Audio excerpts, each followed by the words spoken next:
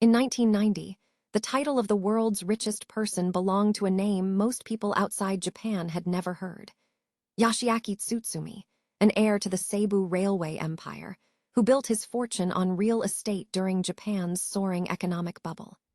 At his peak just a few years earlier, he had been worth around $20 billion, an almost unthinkable sum at the time. But Japan's property bubble was already starting to crack, and Tsutsumi's fortune would spend the next decade slowly fading. While Japan's real estate empire crumbled, America's Walton family was quietly building something bigger.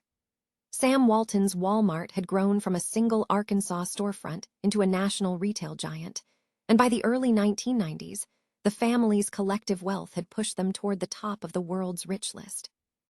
Then, in 1995, a college dropout named Bill Gates took the crown, and he would barely let go of it for the next 2 decades.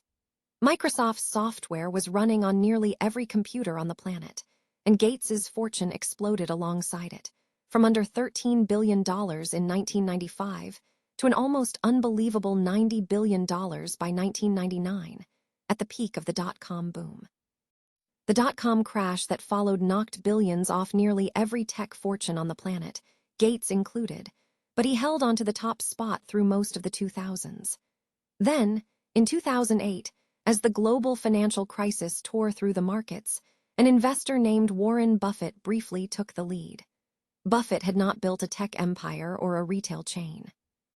He had simply spent decades compounding investment returns through Berkshire Hathaway, and for 1 year, that patient approach made him the richest man alive.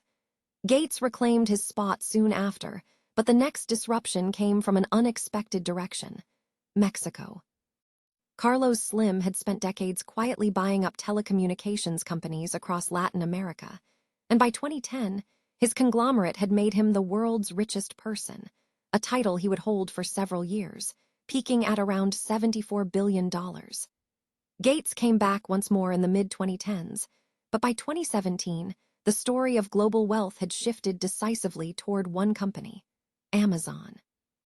Jeff Bezos's online bookstore had become the backbone of global retail and cloud computing, and his fortune crossed the $100 billion mark, a level no one had reached before.